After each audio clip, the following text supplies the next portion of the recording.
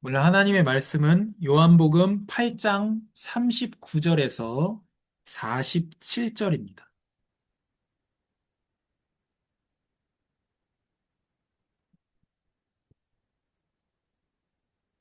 같이 읽겠습니다. 대답하여 이르되 우리 아버지는 아브라함이라 하니 예수께서 이르시되 너희가 아브라함의 자손이면 아브라함이 행한 일들을 할 것이거늘 지금 하나님께 들은 진리를 너희에게 말한 사람인 나를 죽이려 하는도다. 아브라함은 이렇게 하지 아니하였느니라. 너희는 너희 아비가 행한 일들을 하는도다. 대답하되 우리가 음란한 데서 나지 아니하였고 아버지는 한 분뿐이시니 곧 하나님이시로다. 예수께서 이르시되 하나님이 너희 아버지였으면 너희가 나를 사랑하였으리니 이는 내가 하나님께로부터 나와서 왔음이라. 나는 스스로 온 것이 아니요 아버지께서 나를 보내신 것이니라. 어찌하여 내 말을 깨닫지 못하느냐? 이는 내 말을 들을 줄 알지 못함이로다. 너희는 너희 아비 마귀에게서 났으니 너희 아비의 욕심대로 너희도 행하고자 하느니라. 그는 처음부터 살인한 자요. 진리가 그 속에 없으므로 진리에 서지 못하고 거짓을 말할 때마다 제 것으로 말하나니 이는 그가 거짓말쟁이요 거짓의 아비가 되었음이라. 내가 진리를 말함으로 너희가 나를 믿지 아니하는도다. 너희 중에 누가 나를 죄로 책잡겠느냐? 내가 진리를 말하는데도 어찌하여 나를 믿지 아니하느냐? 하나님께 속한 자는 하나님의 말씀을 듣나니 너희가 듣지 아니함은 하나님께 속하지 아니하였음이로다. 하나님, 우리가 하나님의 말씀 성경을 알도록 읽고 듣고 지키는 하나님 보시기에 아름답고 복된 자가 되도록 성령께서 도와주시옵소서. 예수님의 이름으로 기도합니다.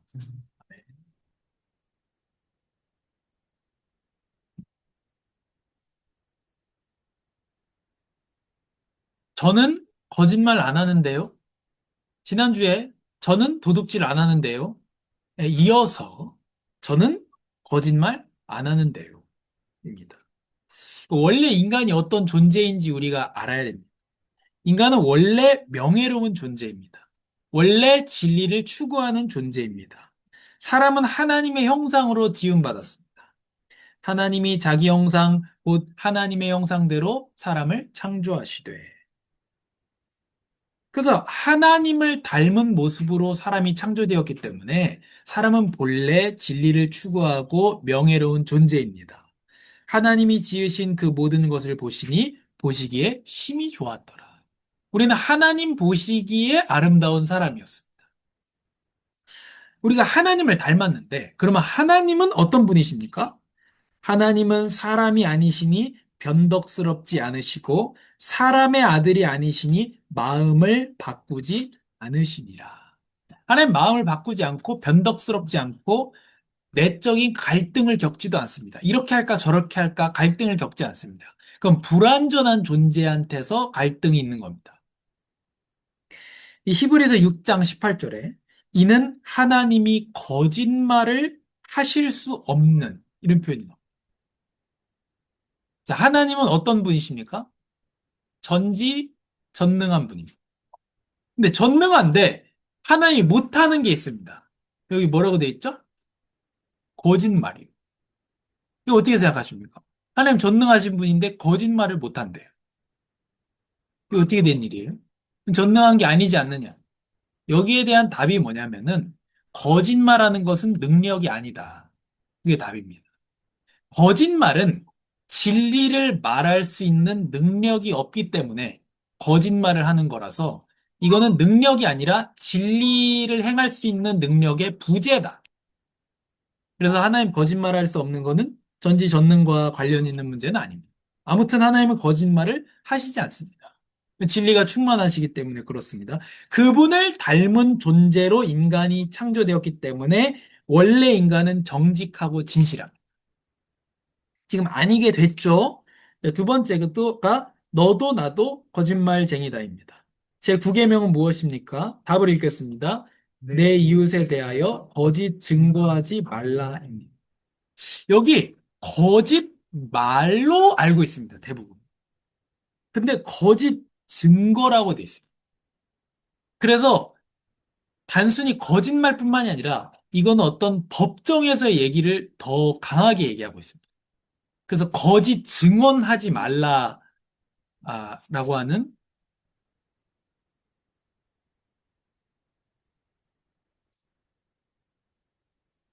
거짓 증거하지 말라라고 하는 거기에 더 이렇게 포함이 있습니다.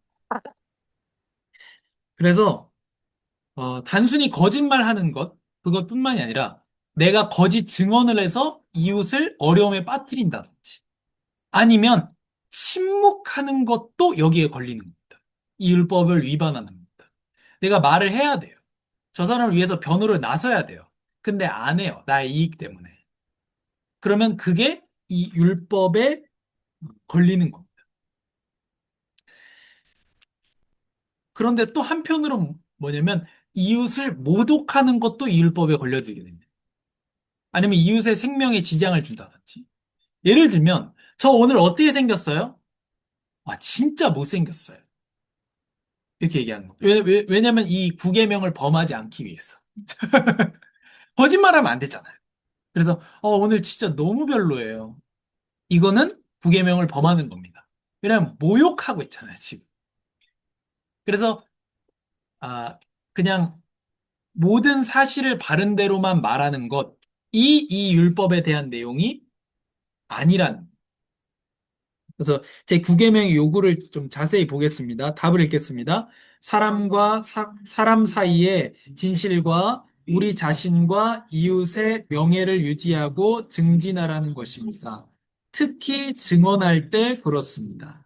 제가 오타가 있는데 진실을 밝히는 것. 이게 이 9계명이 요구하는 겁니다.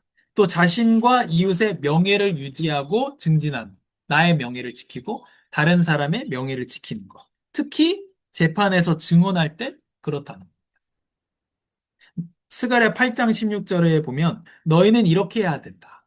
너희는 서로 진실을 말하고 너희 성문 재판 자리에서 참되고 정직한 재판을 베풀라. 근데 9계명은 거짓말 하지 말라 단순히 그게 아니고 거짓말 안 하는 것, 그리고 이웃의 명예를 모독하지 않는 것, 자기의 명예를 보호하는 것, 또 정직한 재판을 베푸는 것. 이것들을 다 포함하고 있는 것. 거짓말이 아니라 거짓 증거이기 때문에. 그 데메드리오는 모든 사람들뿐 아니라 진리 자체에 대해서도 인정을 받았습니다. 그래서 진리 자체를 추구하는 것. 이것도 9번째 계명에서 말하는 겁니다.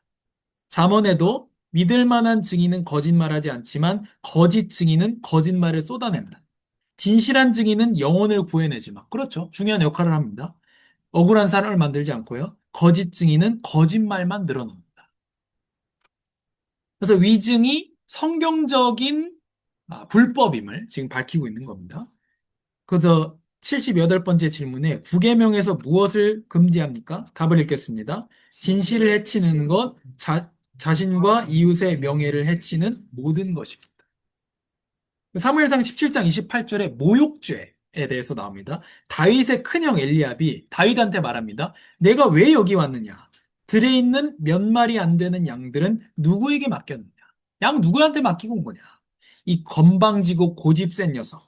싸움 구경이나 하려고 온 것 아니냐? 이렇게 지금 다윗을 호도하고 있죠. 그리고 몇 마리 안 되는 양. 이런 얘기 뭐하러 할까요?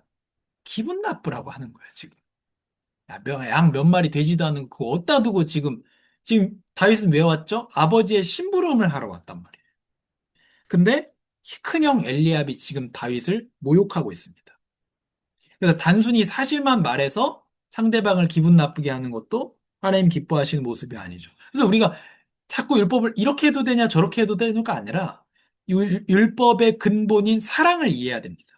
이웃을 사랑하기 때문에 내가 진실을 말하고 이웃을 사랑하기 때문에 내가 아, 후지구태여 기분 나쁜 얘기를 또 안 하기도 하고, 이런 겁니다. 근데 기분 나빠도 해야 될 얘기는 또 해야 되고, 그런 겁니다.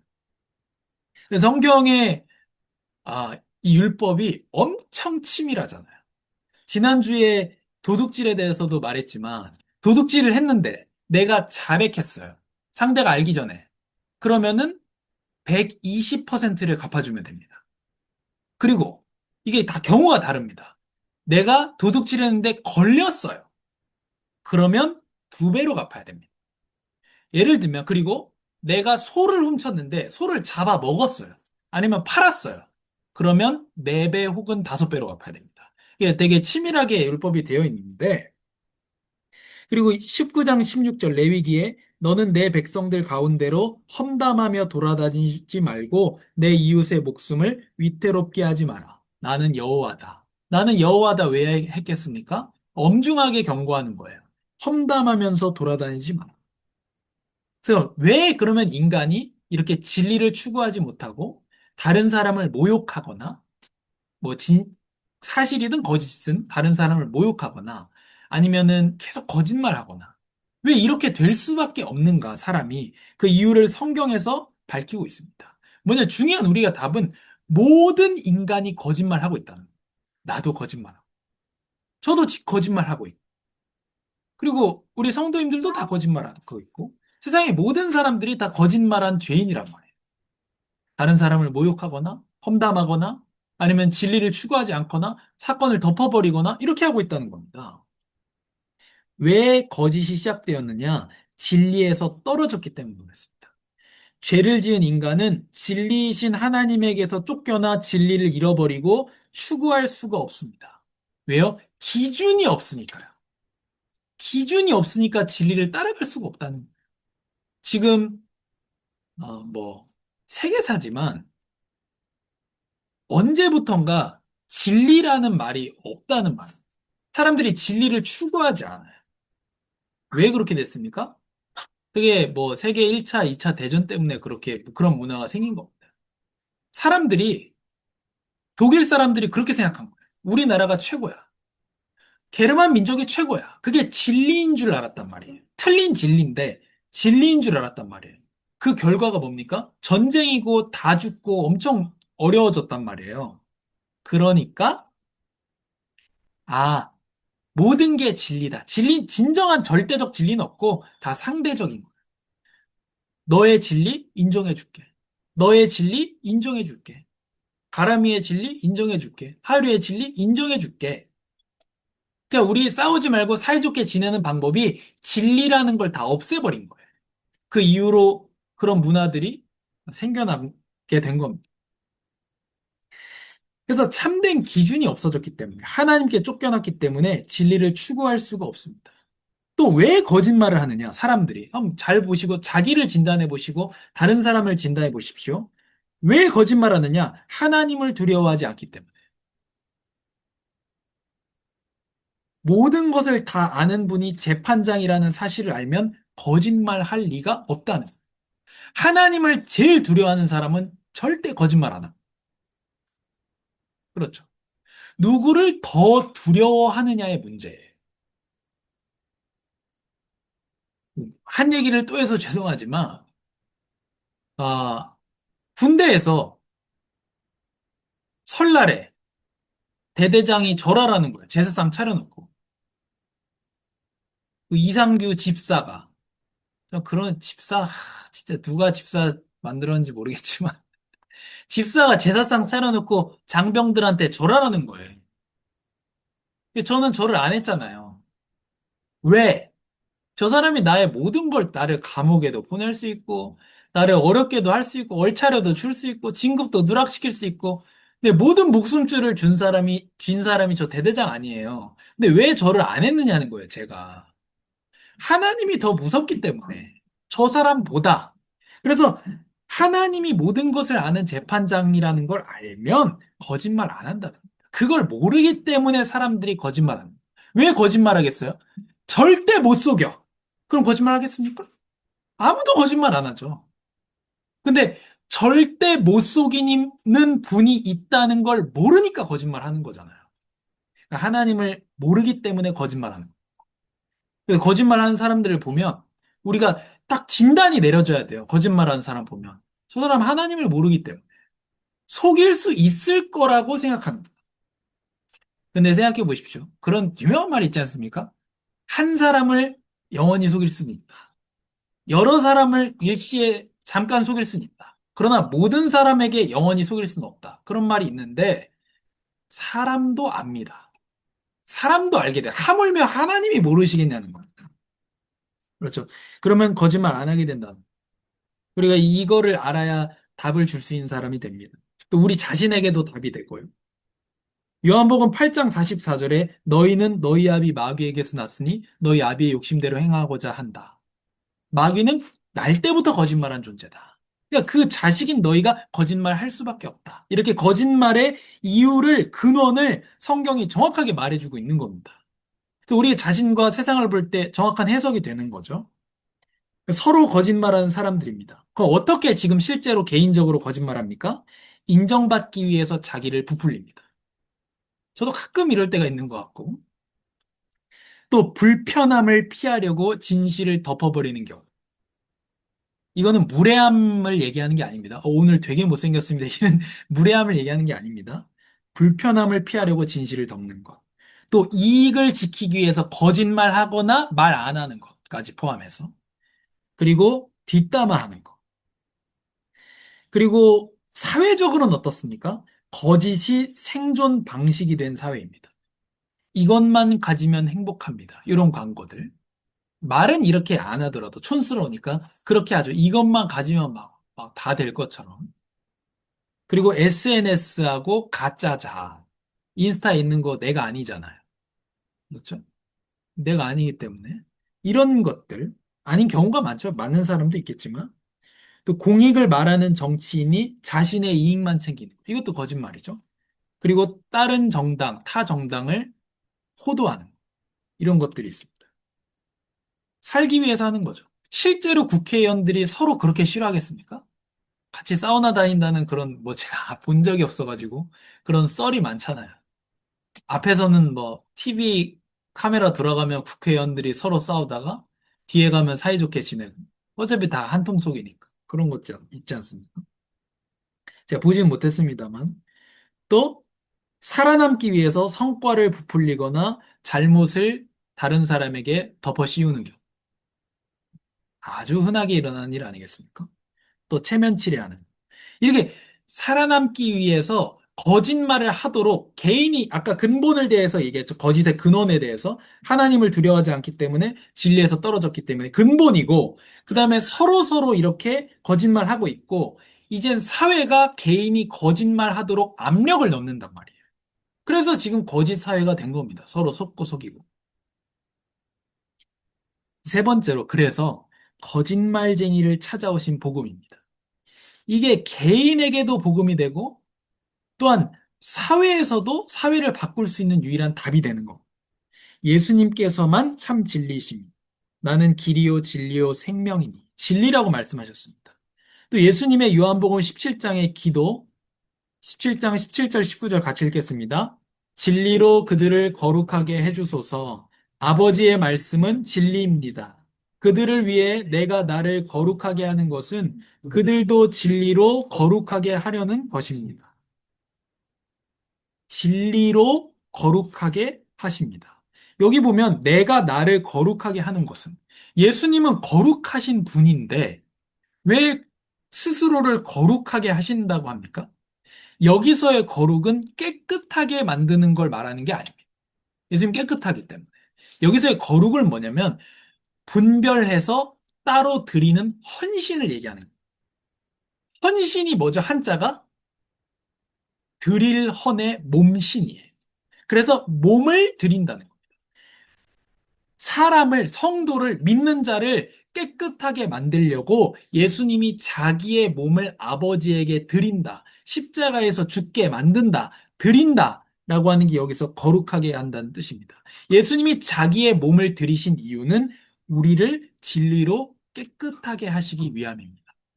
하나님 앞에서 거룩한 존재가, 거룩한 존재로 만들기 위해서입니다.